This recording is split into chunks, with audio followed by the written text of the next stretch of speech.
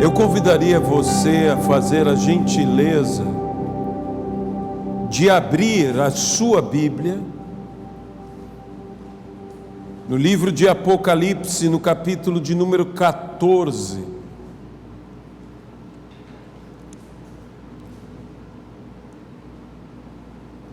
Livro de Apocalipse, capítulo de número 14. Leremos do versículo 1 ao versículo de número 13. Olhei, e eis o Cordeiro em pé sobre o monte Sião, e com ele 144.000, tendo na fronte escrito o seu nome e o nome do seu Pai. Ouvi uma voz do céu como voz de muitas águas, como voz de grande trovão. Também a voz que ouvi era como de arpistas quando tangem a sua harpa.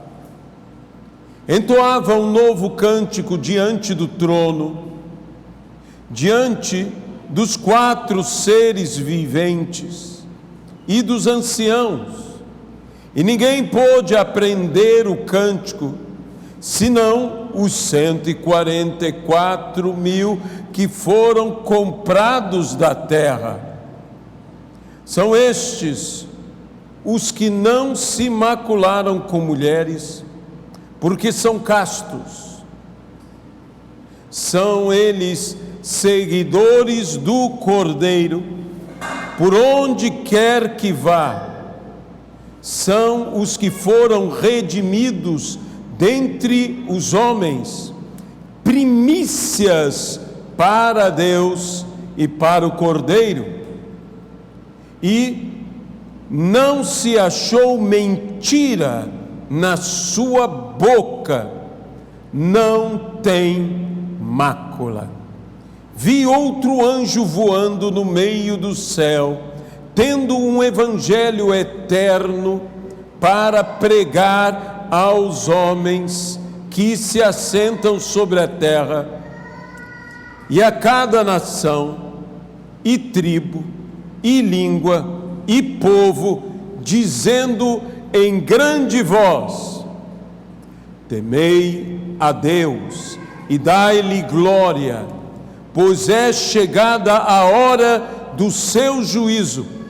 Adorai aquele que fez o céu e a terra e o mar e as fontes das águas.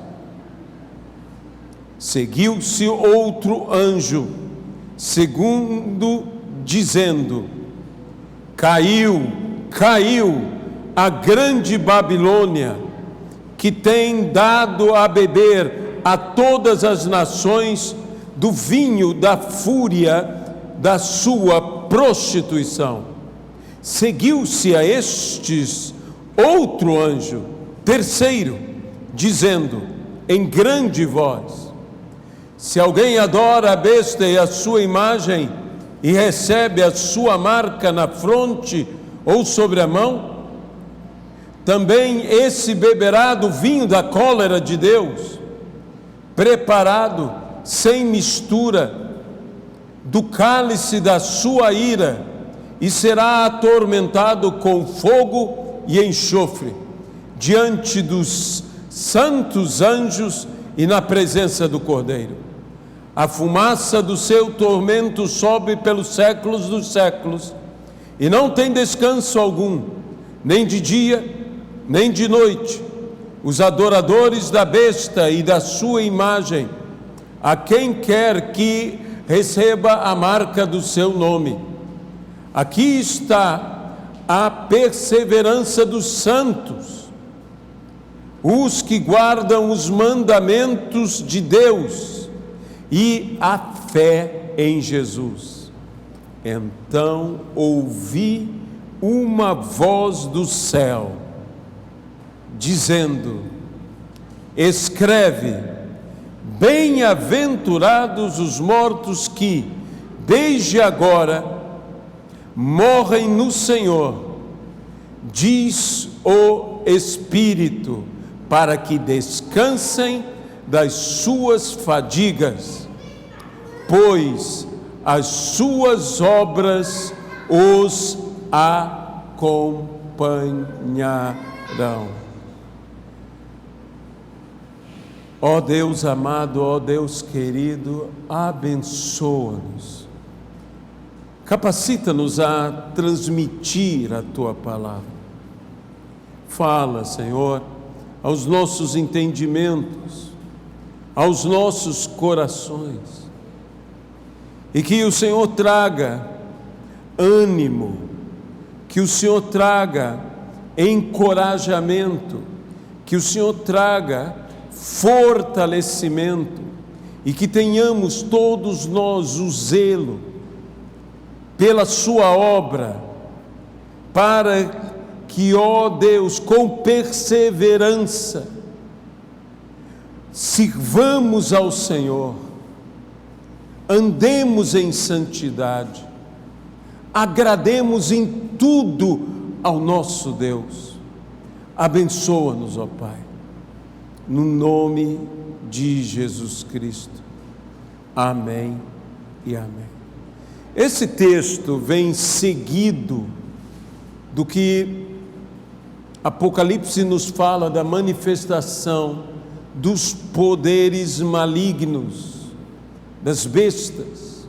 Mas agora, eu diria que nesse texto se manifesta as forças de retidão, chefiadas por Deus. O Cristo vitorioso em Sião, e com ele os vencedores, aqueles que permaneceram santos, fiéis, e que, segundo a palavra que diz, são primícias.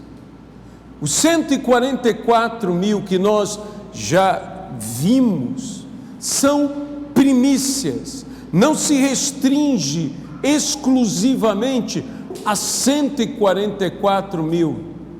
Até mesmo o texto anterior que nos fala dos 144 mil diz que após ele vem multidão inumerável, incalculável. Então esses que são primícias serão seguidos de uma multidão incalculável, inumerável. Nós jamais fomos chamados a sermos poucos. Nós fomos chamados a sermos muitos.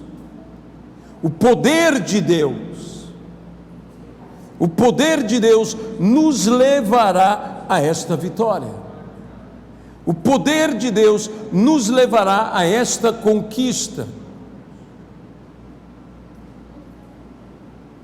Essa deve ser uma mensagem que deve devolver ânimo à igreja. No meio de todas as suas perseguições, no meio de todas as suas aflições, lembre-se que a igreja, quando recebeu essa palavra de Apocalipse, estava vivendo um tormento, estava vivendo uma tribulação. Cristãos eram queimados, cristãos eram torturados, cristãos sofriam toda sorte de tribulação, de angústia. Então essa é uma mensagem que deveria fazer a igreja saltar de alegria. O Senhor está em Sião. O Senhor está. Ele nos traz a vitória, que diz: olhei e eis o Cordeiro em pé. O Cordeiro firme, essa expressão em pé significa firme, com os dois pés, diríamos nós, de pé, firme, completamente firme no Monte Sião, e com ele a primícia, aqueles que não se contaminaram, aqueles que não se prostituíram, aqueles que não mentiram ou não cederam à mentira e ao engano. Existe uma ideia aqui, uma ideia da prostituição religiosa. Lembre-se daquele cordeiro com voz de dragão, tendo forma de cordeiro, mas por dentro sendo dragão. E agora diz: eis as primícias. Eis as primícias. Aqueles que foram separados para Deus. Lembre-se que a primícia, que era separada, entregue ao Senhor, levada então ao templo, ela era uma parte que alimentava, que sustentava todas as necessidades do sacerdócio, dos levitas, todas as necessidades do templo. Mas algo muito maior vinha seguido da primícia, que era a colheita. Onde há primícias, haverá colheitas. Onde há colheita, haverá o dízimo da colheita. E será tudo isto algo de bênção, algo abundante. Quando nós pensamos nisso, pensamos numa colheita sobrenatural. Pensamos numa colheita que alguns terão 30 por 1, outros 60 por 1, mas almejamos todos a colheita abençoada, a colheita sobrenatural de 100 por 1, como diz em Gênesis, que Isaac semeou a terra em condição adversa, em momento de seca, em que tudo era contrário, a que pudesse se ter uma boa colheita, mas diz: e o Senhor o abençoou, e ele colheu a 100 por 1. Quando Deus nos abençoa com uma forma sobrenatural, nós colhemos a 100 por 1. Nós precisamos dessa mesma bênção que Deus deu a Isaac, essa mesma bênção que nos fará colher a 100 por 1. Mais do que colher no que muitos enfocam, colher no que necessitamos para o nosso sustento. Nós queremos dizer colher almas para Jesus, colher vidas para o Senhor.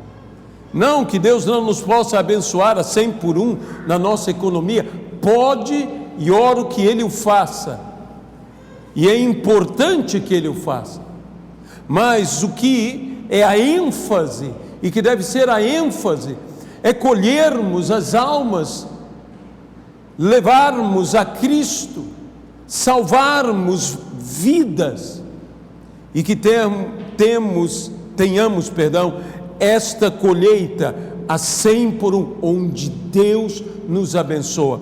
A bênção de Deus faz toda a diferença.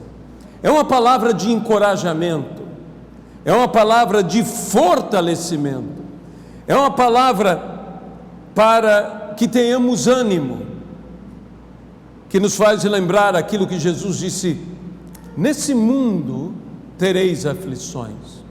Que ninguém vos engane, neste mundo tereis aflições, mas tende bom ânimo, eu venci o mundo. Ele venceu, e ele está firme em sua vitória, e nada o abalará, e a vitória do Senhor é nossa para a glória de Deus. E nós devemos, com perseverança, não nos deixar levar, não beber da taça da prostituição.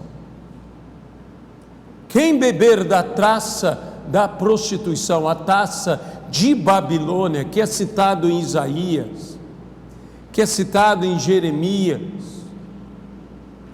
essa Babilônia, que desde o início, com Babel, é citada nas Escrituras, o espírito de rebelião contra o Senhor, diz caiu e caiu. Quando fala caiu e caiu, isso é um hebraísmo, mas além do hebraísmo, como se diz, em verdade, ou seja, totalmente verdade, caiu e caiu, totalmente caída, mas significa mais do que totalmente caída, totalmente derrubada, significa jamais se levantará de novo. Babilônia, que é um espírito, Babilônia, que é uma prostituição religiosa, Babilônia, que é a prostituição do próprio homem, a rebelião contra o Senhor. Babilônia caiu e não se levantará mais. A Deus seja a glória. É esta a vitória que o Senhor tem para nos dar. Aqueles que beberem do cálice da prostituição, do cálice de Babilônia, são estes que se entregam à adoração da besta, são estes que se rebelam contra o Senhor, e quem beber desse tipo de cálice acabará sofrendo a consequência de ter que beber do cálice da ira do Senhor, e que diz que este cálice, esta ira não é diluída, ela vem com toda a sua intensidade, com todo o seu poder, e que nós devemos entender uma coisa: a ira de Deus, que nós chamamos de uma santa ira, nada tem a ver com o nosso entendimento de ira humana, de rancor, de cólera humana, que busca vingança. A ira de Deus é a sua santa aversão ao pecado. É uma aversão ao pecado, onde Deus manifesta a sua rejeição total ao pecado. Mas devemos lembrar um princípio das Sagradas Escrituras, que a Bíblia diz: até na tua ira, tu te lembras da tua misericórdia. Até na ira, Deus, Ele se lembra da misericórdia. Ou seja, Deus não anuncia sua ira sem estar anunciando junto com ela uma oportunidade de escapar da ira divina.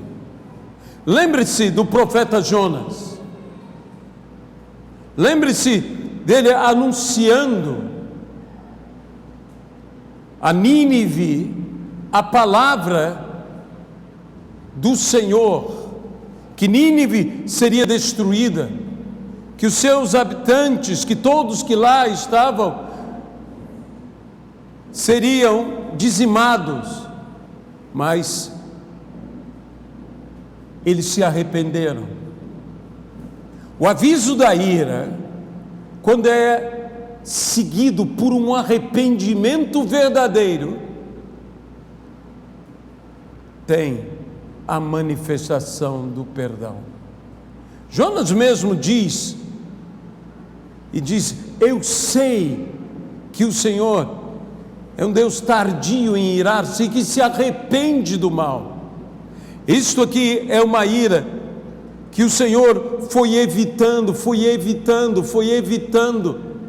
Deus ama o homem, mas existe um momento que a justiça divina exige esta manifestação, a manifestação da ira do Senhor. Mas mesmo assim, o Senhor anuncia uma palavra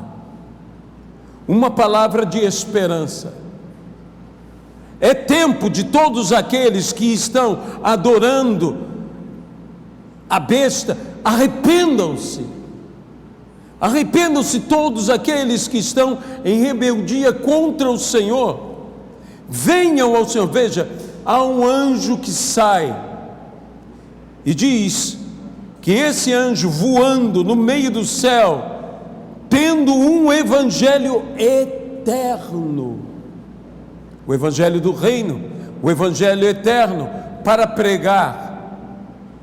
E aí surge uma dúvida, pois a Bíblia diz que essa palavra, a palavra do evangelho, não é dada a anjos pregar, mas sim aos homens.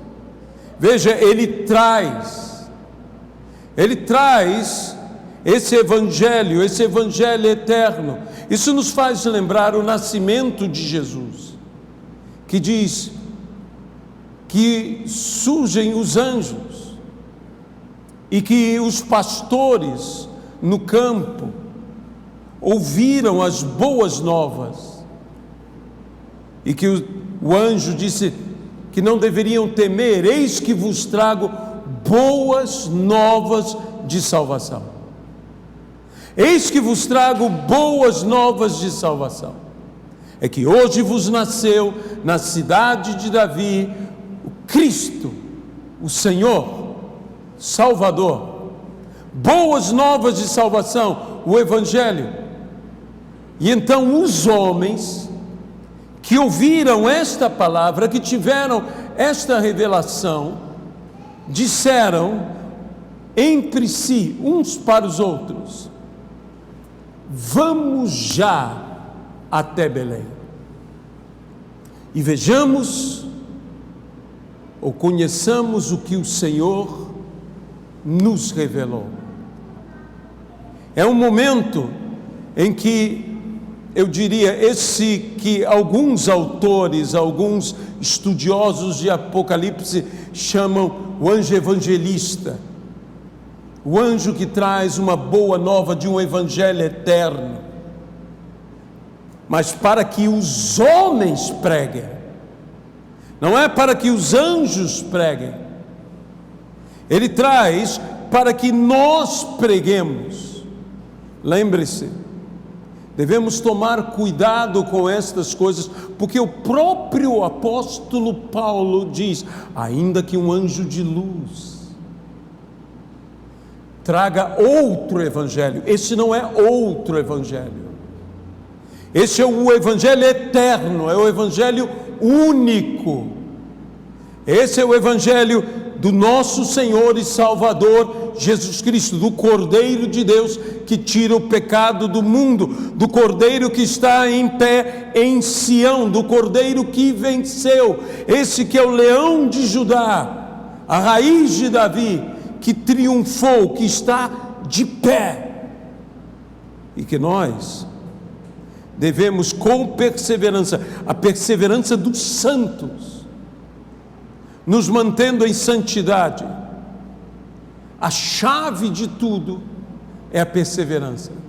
Perseverança em guardar-se, perseverança na santidade, perseverança em pregar, perseverança em testemunhar, perseverança em guardar os mandamentos do Senhor. E guardar os mandamentos do Senhor é obedecê-lo, não sendo meramente ouvintes, mas praticantes da palavra.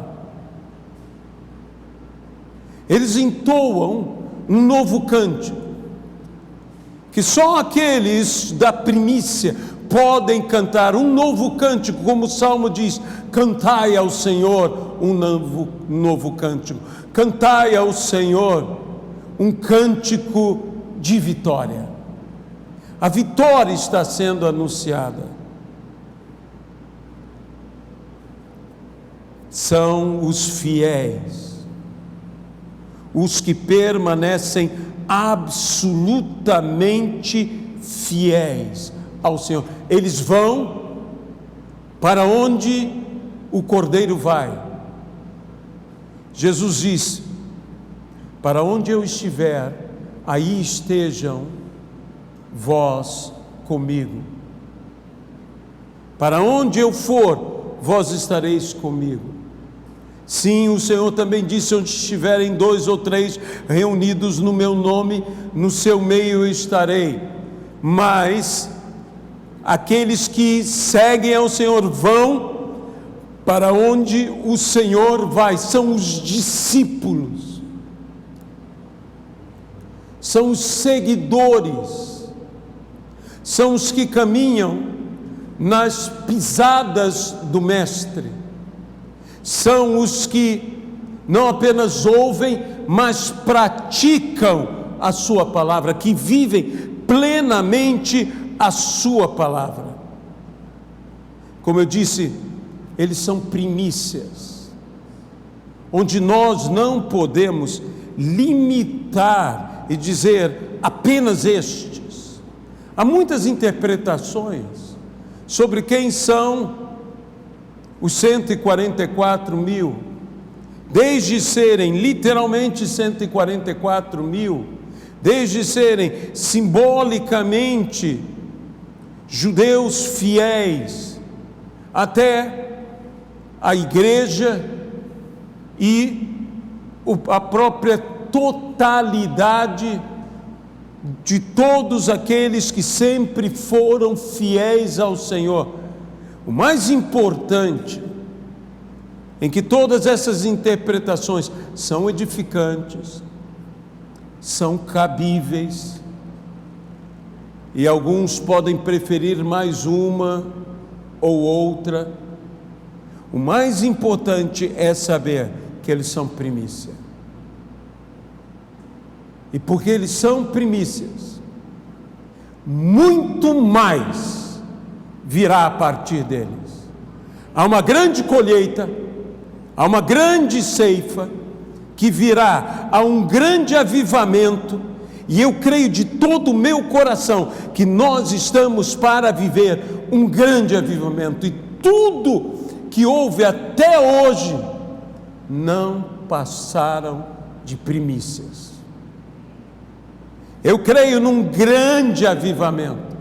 Eu sei que nos dias de Noé, que foi pregador de justiça, Noé pregou aquele povo, antes que viesse o juízo, e por mais que fosse ele um grande pregador, ele era o pregador da justiça, os homens não lhe deram ouvidos. Mas lembre-se que nos nossos dias nós temos o elemento diferenciador do derramamento do Espírito Santo. E se nós temos o elemento do derramamento do Espírito Santo, é o Espírito Santo quem convence do pecado, do juízo e da justiça. Se os homens têm corações duros como pedras, recalcitrados, eu creio que a vara ferirá a pedra, e que da pedra irá jorrar água. E como disse o Senhor: aquele que crê em mim, do seu interior fluirão rios de água viva. Nós estamos, eu creio nisso de todo o meu coração, que estamos para experimentar algo tão extraordinário, em ganhar almas, e isso não é obra que pode ser feita por um só, isso é obra que tem que ser feita por muitos. Isso é obra que tem que ser feito pela igreja. Isso é obra que haverá uma interação, uma conjugação de esforços, aonde anjos nos últimos dias estarão trabalhando como ministros, ministrando, cooperando com homens que estarão o que? Pregando o Evangelho. O sobrenatural será algo natural na igreja de Cristo. E é para a vitória que Deus tem nos chamado. Por mais que hajam poderes demoníacos, poderes bestiais, ferozes poderes bestiais, o Senhor nos dará a vitória no nome de Jesus Cristo. E Ele nos promete bênção. Bênção. Veja, é prometido que será pregado sobre a terra esse evangelho eterno, que é o único evangelho da sã doutrina, o evangelho do reino. Diz a palavra: e será pregado o evangelho do reino em todo o mundo para juízo, e então virá o fim. Antes do fim, nós temos que ter a pregação do evangelho em todo o mundo, que se entenda bem, para juízo. Mas onde há juízo, há oportunidade de salvação. E a cada nação, e tribo, e língua, e povo, dizendo: temei a Deus e dai-lhe glória, pois é chegada a hora do seu juízo. Adorai aquele que fez o céu e a terra e o mar e as fontes das águas. Interessante que fala tudo isso, mas no final diz fontes das águas, que tem tudo a ver com salvação. Aquele que crê em mim, do seu interior fluirão fontes de água viva. Então, o momento que é anunciado o juízo é o momento que é anunciado o quê? A salvação, a oportunidade. Temei a Deus, que é o princípio da sabedoria. Dai-lhe glória. É chegada a hora do juízo. A igreja deve dar glória, mas está chamando não apenas a igreja, mas a todos sobre a terra, a cada nação, a cada tribo, a cada língua, a cada povo. Ainda há tempo, enquanto há tempo. Voltem ao Senhor, arrependam-se.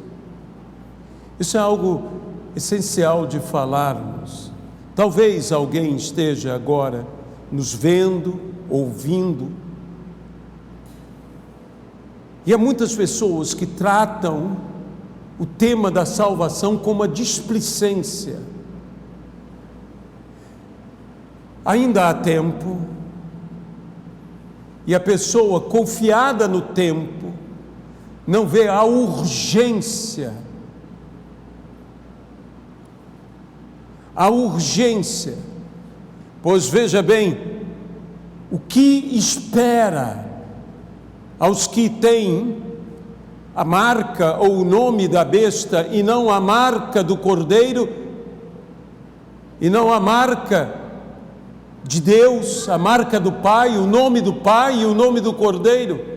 O que espera a esses? Algo terrível, uma punição eterna, um lago de fogo e enxofre, que a Bíblia diz que foi preparado para o diabo e os seus demônios.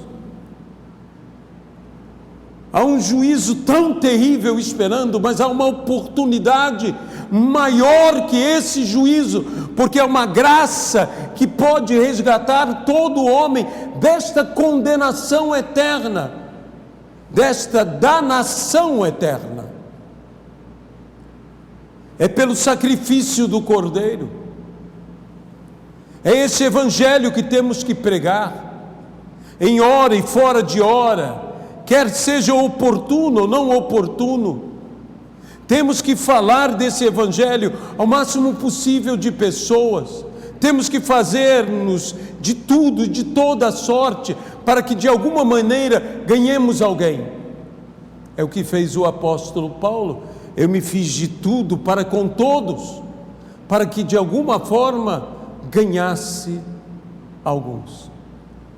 Nós temos que levar, é tão terrível o castigo, que nós não podemos, somos indesculpáveis se não pregarmos o evangelho. Nós não podemos nos calar diante de um juízo que se aproxima, que se avizinha. Nós precisamos levar as boas novas de salvação até aos confins da terra, e fazer que todo homem louve ao Senhor, que todo homem se entregue ao Senhor, que todo homem glorifique ao Senhor, que não precise viver a realidade da segunda morte, que é a morte eterna. Que todo homem se arrependa do pecado, que todo homem venha a viver a santidade, que todo homem possa ser liberto. Somos primícia para que tenhamos muitos irmãos, assim como Jesus é primícia dos mortos, daqueles que ressuscitam, para que Ele tenha muitos irmãos, para que ressuscitemos com Ele, multidão seguindo ao Senhor Jesus. Então ouviu-se uma voz no céu, uma voz que diz: bem-aventurados os mortos que desde agora morrem no Senhor. Os que morrem no Senhor, os que morrem no Senhor vivem para sempre. Os que morrem no Senhor têm a vida eterna. Às vezes nós encaramos com esta última inimiga a ser vencida, a morte. Eu sempre digo que se a morte é a última inimiga a ser vencida, isso significa que antes da morte nós devemos vencer todos os nossos inimigos. Deus nos dá a vitória contra todos os nossos inimigos. Deus dará vitória contra nossas debilidades, Deus nos dará vitória contra nossas fraquezas, Deus nos dará vitória contra os nossos pecados, Deus nos dará vitória contra os demônios, contra os principados e potestades, Deus nos dará vitória contra o mundo, Deus nos dará vitória contra a carne, Deus nos dará vitória contra as dificuldades, contra os problemas, contra as adversidades, contra as tribulações. Deus nos dará vitória contra tudo, porque Deus nos dará vitória contra a morte. E quem vence a morte, vence tudo. E Jesus venceu a morte, e nós com Ele também vencemos. Jesus ressuscitou, Ele venceu a morte. Ele morreu por nós, mas venceu a morte. E nós também vencemos a morte por meio de Cristo Jesus. Há uma promessa aqui, mas a pergunta é: estaremos nós prontos? Estaremos perseverando até o fim, e o que perseverar até o fim será salvo. Estaremos prontos? O apóstolo Paulo fala: combati o bom combate, completei a carreira, guardei a fé e estou pronto. Eu pergunto: você está pronto? Aqueles que dizem há tempo, eu pergunto a você: você está pronto? Se hoje você for chamado, você está pronto? Nós só estaremos prontos se estivermos em Cristo Jesus. E é por isto que quem tem o Filho tem a vida. E quem não tem o Filho não tem a vida eterna. De modo que todos aqueles que nos ouvem, quer pela live, quer aqui na igreja, nós queremos dizer algo a você: não remedie isto. Essa é uma decisão que você não pode remediar. Aceitar urgentemente a Cristo Jesus como seu Senhor e Salvador, a ter em você a marca do Cordeiro. O juízo é tão terrível que você não pode remediar, você não pode se arriscar. Você tem que estar pronto, a qualquer momento, a qualquer instante, apresentar-se diante de Deus, marcado com a marca do Cordeiro de Deus. E antes de concluir a palavra, eu quero estender a que nós possamos aceitá-lo como nosso Senhor e Salvador. Talvez alguém agora, nos escutando através dessa live, diga: eu não tenho certeza, eu não tenho convicção, eu não tenho segurança. Então tenha agora. O que eu preciso fazer? Apenas aceite-o como seu Senhor e Salvador e convide-o para estar em sua vida. Talvez essa pessoa me diga: mas é tão simples assim? Sim, porque é graça. A ira de Deus pode ser algo terrível. Não há coisa maior, alguém poderia dizer, mas há algo maior que a ira. É o amor de Deus, é a graça de Deus, pela qual somos salvos e escapamos da ira. Eu estou agora dizendo a você que nos ouve que há uma escapatória, e a única escapatória, e não há outra, é através de Jesus Cristo.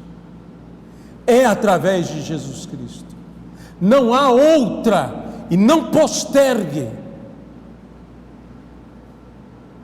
Repita comigo esta oração: Senhor Jesus, eu entrego a minha vida em tuas mãos, para que seja meu Senhor, para que de fato seja meu Salvador, no nome de Jesus, amém. Mas a palavra ainda continua: bem-aventurados os mortos, que desde agora morrem no Senhor. Sim, diz o Espírito, para que descansem das suas fadigas, pois as suas obras os acompanham. Para que descansem dos seus trabalhos. Isso nos faz lembrar o convite de Jesus Cristo, que diz-nos: vinde a mim todos que estáis cansados e sobrecarregados, e eu vos aliviarei. Tomai sobre vós o meu jugo, e aprendei de mim, que sou manso e humilde de coração, e achareis descanso para as vossas almas.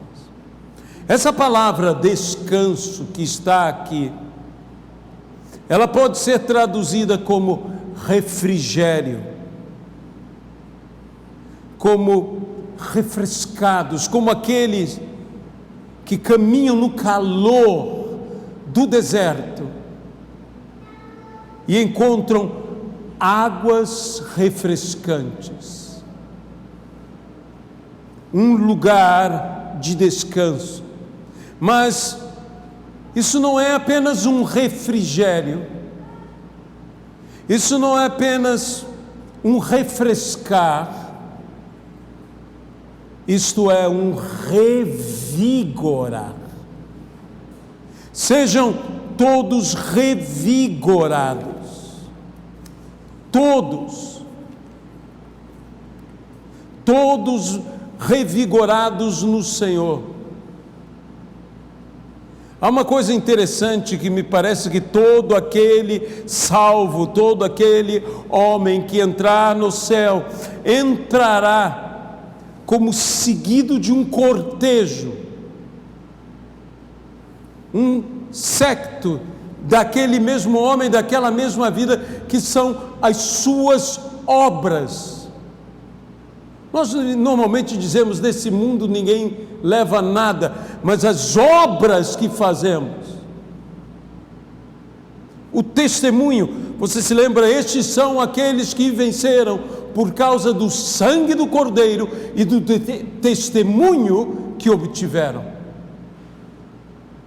As suas obras te acompanharão, e nós devemos saber que Deus nos julgará.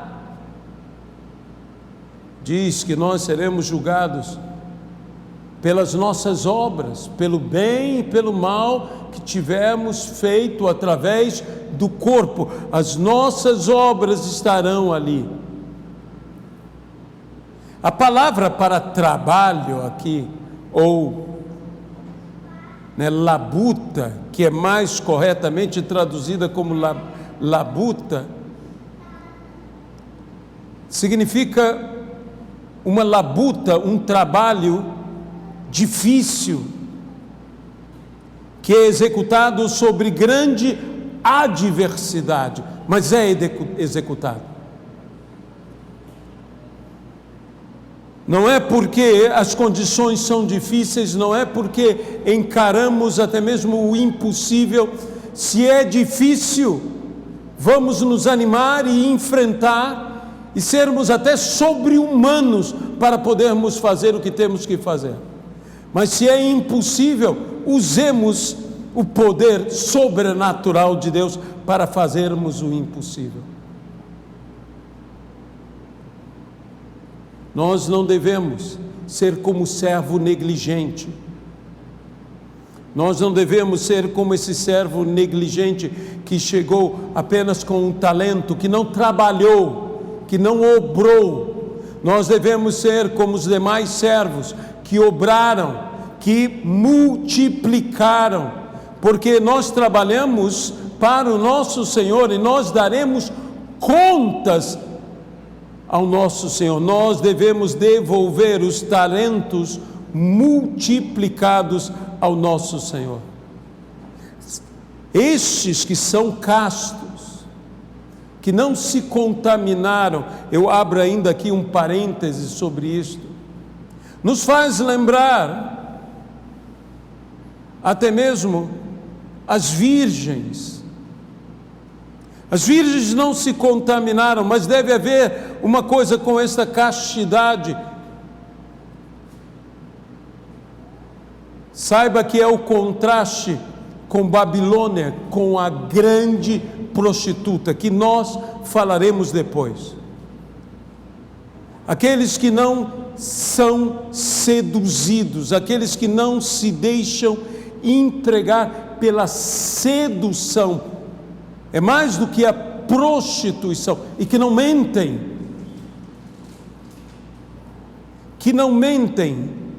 e que não se corrompem, que mantêm o que? Santidade, que nós não devemos nos esquecer, que sem santidade ninguém verá a Deus. Essa palavra que é utilizada aqui para esse cântico, é uma palavra toda especial, porque ela não significa apenas cantar um momento, ela significa um cântico ininterrupto, um louvor contínuo, uma adoração incessante para uma vitória eterna graças eternas. O que Deus tem para nós é eterno. É eterno. E nós precisamos compreender. Isto são as primícias. Algo muito maior vem. As primícias eram o que era colhido no primeiro dia. Mas deixe-me dizer uma coisa: a colheita não acabou. As primícias são apenas a primeira parte. Há algo muito maior que nos espera. Há algo muito melhor. Há multidões e multidões e multidões e mais multidões para serem ganhas. Casas e mais casas para que o Evangelho seja pregado e haja discipulado nessas casas. Eu chego a contemplar pela fé um mover de Deus na face da terra,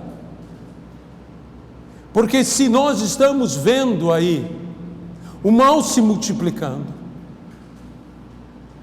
os valores anti-Deus se estabelecendo, nós estamos vendo como que a edificação e o culto dessa besta no mundo inteiro, na nossa sociedade. Mas o Senhor não vai perder essa batalha. Haverá um derramamento do Espírito Santo, e eu creio de todo o meu coração que nós vamos experimentar o maior avivamento que esse mundo já viu. Eu creio que esta magnitude desses 144 mil, representem eles o que queiram representar, são apenas, como diz a própria palavra, a primícia, que algo muito maior vem depois disto. E se a primícia é tão extraordinária, o que não será toda a colheita?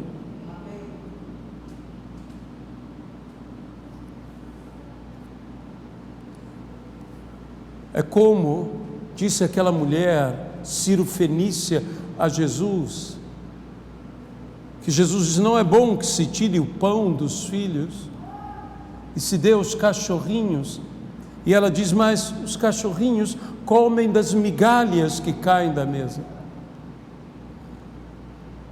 Se algo tão pequeno quanto uma migalha pode libertar e curar uma vida terrivelmente possessa, o que não fará o pão inteiro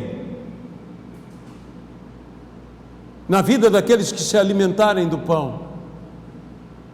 E o que não fará a mesa de todo alimento que é posto na mesa? Se as primícias são tão extraordinárias que acompanham o cordeiro para onde o cordeiro for, que não mentem, que não se corrompem, que não se contaminam,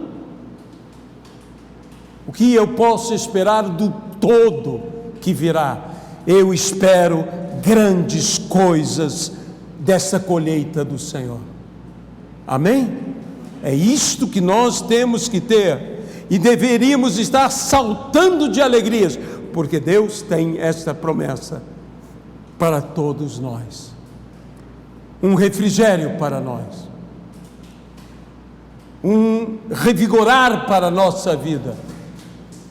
Nós vamos vencer, e vencer em abundância. Que venha o grande avivamento sobre a igreja, sobre toda a terra, para que todo povo, raça, língua e nação sejam do nosso Deus, de Jesus Cristo, nosso Senhor e nosso Salvador. Senhor nosso Deus, nós queremos nos entregar em Tuas mãos, como igreja. Nós queremos Te pedir, ó Pai, que o Senhor nos desperte, que não é porque temos diante de nós a realidade da besta, da tribulação, de Babilônia. Maior é Deus que todas estas coisas. E se Deus é por nós, quem será contra nós? Que perseveremos, que não entremos pelo caminho da mentira, mas andemos pela verdade, que perseveremos na palavra de Deus, que possamos entender que tudo, e eu me atrevo a dizer, que tudo que houve até agora são primícias, que é toda uma colheita enorme, imensa, a maior colheita do maior avivamento, do grande, do último mover do Teu Espírito. Que os anjos venham trabalhar conosco, que preguemos o Evangelho, que o sobrenatural seja constante, que cegos vejam, que surdos ouçam, que mudos venham a falar, que aleijados a andar, que leprosos sejam limpos, que endemoniados sejam libertos, que oprimidos libertados, que pecadores sejam salvos, que milagres criativos aconteçam, que o Senhor crie o que não existe, que a natureza toda se renda ao Senhor, que prodígios, maravilhas, extraordinários se manifestem, que seja como nos dias de Paulo em Éfeso, que milagres extraordinários o Senhor fazia. Nós clamamos ao Senhor, nós Te pedimos que caia e caia Babilônia, com todo o seu engano, com toda a sua contaminação, como nos dias que os objetos sagrados foram levados e usados profanamente, e o Senhor julgou e caiu aquele império. Caia e caia Babilônia. Senhor, dá-nos a Tua vitória, dá-nos a Tua bênção, que as forças do bem, Senhor, que os poderes eternos, que a Tua misericórdia que não tem fim, a Tua graça se manifestem, ó Senhor. Dá-nos, ó Senhor, a colher a 100 por 1. Dá-nos, Senhor, 100 vezes mais do que hoje somos. Abençoa as igrejas irmãs, abençoa a igreja na face da terra. Mas dá-nos o nosso quinhão e promessa em almas, para que venhamos a dar ao Senhor. Que as nossas obras Te agradem, e que façamos as boas obras que Jesus mesmo diz, para que os homens, vendo as vossas boas obras, glorifiquem ao vosso Pai que está no céu. E essas boas obras nos acompanham. No nome de Jesus Cristo. Amém e amém.